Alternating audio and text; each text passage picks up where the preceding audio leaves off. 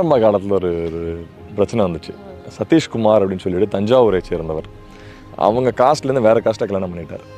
So மாமியார், அதாவது அவங்க அம்மா, இறந்து போனுடைய அம்மாவுக்கும் மருமகளுக்கும் நடக்காது. தனித்தனியாக வேறு ஊரில் இருக்காங்க. இப்போ அந்த பாடியை இவங்க அங்கே வேணுங்கிறாங்க, இவங்க இங்கே வேணுங்கிறாங்க. ரெண்டு பெரிய சண்டை போயிட்டுருக்காரு. ஜாதி சண்டையாகவே போயிட்டுருக்காங்க. அதாவது அவங்களுக்கு நீ வந்து அந்த ஜாதியில் எங்கள் வழக்கப்படி நாங்கள் எரிப்போம், எங்கள் வழக்கப்படி நாங்கள் புதைப்போம், இதில் நாங்கள் மாட்டிக்கிட்டோம் நடுவில்.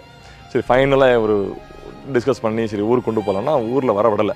வேண்டாம் எங்களுக்கு வந்தால் எங்கள் வீட்டு தான் வரணும், இல்லை எங்கள் வீட்டு தான் வரணுன்னதுக்கப்புறம் ஒரு முடிவு எடுத்து இங்கேயே எரிச்சிடலாம் அப்படின்னு சொல்லி அந்த குடும்பத்தை காட்டி, அது ஒரு பெயின்ஃபுல் சுச்சுவேஷன். என்னன்னா தன்னுடைய அப்பாவை அல்லது தன்னுடைய கணவரை கடைசி காலத்தில் வந்து ஒரு பண்ண முடியாத சுச்சுவேஷன்.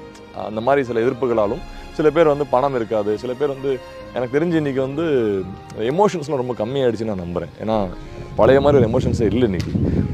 நான் ஒரு ஃபோன் பண்ணி ஒரு வீட்டுக்கு சொல்லணும் உங்கள் கணவர் இறந்துட்டாருன்னு சொல்லி, நான் 10 வாட்டி யோசிப்பேன். முதல்ல அவங்க எங்கே இருக்காங்க, கணவர்கிட்ட எப்போ பேசினீங்க, இப்படின்னு ரொம்ப யோசித்து கேள்விகளாக கேட்டுட்டு நான் பதில் கேட்கும்போது லாஸ்ட்டாக அவங்க என்ன சொன்னாங்க, நான் சொன்னேன் இது மாதிரி உங்கள் கணவர் இறந்துட்டாருமா, சாரி மன்னிச்சுக்கோங்க. அப்படியா சார், அதான் ஃபோன் பண்ணலையா அப்படின்னாங்க. அவ்வளோதான், கூலாக அவ்வளோதான் அப்படின்னாங்க. அடுத்தது வந்து சரிங்க இந்த மாதிரி ஊருக்கு அனுப்புகிறோம் அப்படின்னா, சார் வேண்டாம் சார், அவர் இங்கே இருந்தே பிரயோஜனம் இல்லாமல் தான் இருந்தார். அவர் இங்கே தண்ணி அடிச்சுட்டு இருந்தார், ஊரை சுற்றிட்டு இருந்தார், தான் வெளிநாட்டுக்கு காமிச்சேன், அங்கேயும் போய் இதான் பண்ணியிருக்காரு. இப்போ அவர் வச்சு நான் என்ன பண்ண போகிறோம், அங்கேயே எரிச்சிருங்க அப்படின்றாங்க. நான் எவ்வளோ எக்ஸ்பிளைன் பண்ணி பார்த்தோம். இது மாதிரி பாருங்கள் ப்ளீஸ், நான் வந்து பண்ணி தரோம், ஃப்ரீயாக அனுப்பி விட்றேன் அப்படின்ட்டு. இங்கே அனுப்புனா இந்த விறகு கட்ட செலவுலேருந்து இந்த ஆம்புலன்ஸ் செலவு நாங்கள் பண்ணணும், அது எங்களுக்கு வேண்டாம், தேவையில்லாத செலவு, எங்களுக்கு செய்கிறதுக்கும் ஆள் இல்லை, அவருக்கு பெண் குழந்தை மட்டும்தான், இப்போ நான் வெளியில் யார்ட்டுமே கெஞ்சிட்டு இருக்க முடியாது, வேண்டான்றாங்க. ஸோ அது ஒரு கஷ்டமான சுச்சுவேஷன் தான் இல்லையா? நம்ம வந்து ஒரு குடும்பமே வேண்டான்னு சொல்லி ஒதுக்குற ஒரு உடம்பை, அந்த அஸ்தி கூட வேண்டான்னு சொல்லிட்டாங்க. அதை இங்கே நம்ம கடலில் தான் கிடச்சோம். வேண்டாம், அஸ்தியெல்லாம் அனுப்பாதீங்கன்ட்டாங்க. உறவுகள் இந்த எமோஷன்ஸ் எல்லாம் மாறி போயிட்டு இருக்கும் ஒரு சந்தேகமும் இருக்குது. இதுவே ஆக்சுவலி ஒரு மாதிரி தான் இருக்குது. இல்லை, இதுக்கு நடுப்புற உங்களுக்கு இதில் இருக்க ரிஸ்க் என்ன நினைக்கிறீங்க? ஏன்னா இவ்வளோ விஷயங்கள் பண்ணுறீங்க, இத்தனை வருஷங்களாக பண்ணுறீங்க, ஸ்டார்டிங்லேருந்து இப்போ வரைக்கும் பண்ணிட்டு இருப்போம், இதில் உங்களுக்கு ஒரு அனுபவம் கிடச்சிருக்கும். இருந்தாலும் என்ன மாதிரியான ரிஸ்க் இருக்குது நீங்கள் நினைக்கிறீங்க? ஒரு சில தான் சொன்னேன், இந்த ஜாதி சண்டை வருதுங்கும் போது இவங்களுக்குள்ளே பண்ணுற விஷயமா இருக்கலாம். இப்போ நம்ம தமிழ்நாட்டில் சில கிராமங்களில் வந்து வெளியூரில் போய் இறந்துட்டா பாடியை உள்ளே கொண்டு வரக்கூடாதுங்கிற சட்டம் இருக்குது. அது உங்களுக்கு தெரியுமான்னு தெரியல. ஊரை விட்டு வெளியில் போய் செத்துட்டாருன்னா ஊருக்குள்ளே வரக்கூடாது. அது ஹாஸ்பிட்டலில் இறந்துட்டான் அப்படிங்கிற ஓகே, வெளிநாட்டில் இறந்துட்டான் இத்தனை நாள் ஆச்சு அப்படின்னா அந்த பாடியை ஊருக்குள்ளே வர விட மாட்டாங்க. இப்போ அந்த குடும்பம் வந்து தன்னுடைய வீட்டில் அந்த சடங்குகள் செய்யணும்னு ஆசைப்பட்டால் அதை செய்ய முடியாது.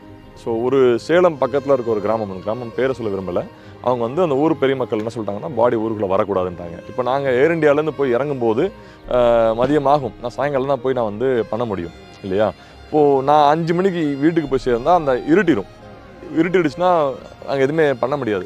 அவங்க என்ன சொல்கிறாங்க, ஊருக்கு வெளியில் போய் எரிச்சிக்கோங்கிறாங்க, ஊருக்குள்ளே வரக்கூடாதுங்கிறாங்க. நாங்கள் எவ்வளோ கெஞ்சி பார்த்துட்டோம், பேசி பார்த்துட்டோம். அப்புறம் நான் என்ன பண்ணேன்னா, நம்ம சில அமைச்சர்கள் மூலியமாக அவங்கள வந்து சரி ஓகே பேசலான்னு பார்த்தா, அந்த குடும்பம் என்ன சொல்கிறாங்கன்னா, சார் நீங்கள் வந்து பேசி பண்ணி கொடுத்துட்டு போயிடுவீங்க, ஆனால் அதுக்கப்புறம் எங்களை வாழ விட மாட்டாங்க, அல்லது நீங்கள் இந்த ஊருக்குள்ள வர விட மாட்டாங்க, உங்களுக்கும் பிரச்சனை வரும். அது மாதிரி மிரட்டி இருக்காங்க. ஐ மீன் நீ யார் எங்களுடைய சட்டத்திட்டங்களில் வந்து தலையிடுறதுக்கு, நீ இதெல்லாம் செய்யக்கூடாது அப்படின்னு மிரட்டிலாம் இருக்காங்க. அந்த சில பிரச்சனைகள் இருக்குது. இல்லை எதுக்கு பண்ணுவாங்கன்னே தெரியாது.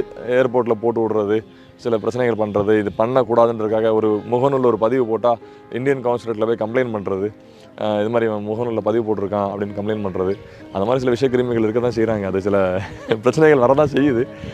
ஆக்சுவலி பார்த்தீங்கன்னா வீட்டில் பயப்படவும் செய்கிறாங்க. அம்மாவுக்கு ஒரு பயம் இருக்குது, ஏதாவது பண்ணிடுவாங்களோ அப்படின்னு பயமும் இருக்குது. யாருமே சொல்கிறவங்க யாரும் செய்கிறதில்ல. இன்னொன்று 2 பேர் தப்பு பண்ணுறாங்கிறதுக்காண்டி 98 பேருக்கு கிடைக்கிற உதவியை நிறுத்த முடியாது.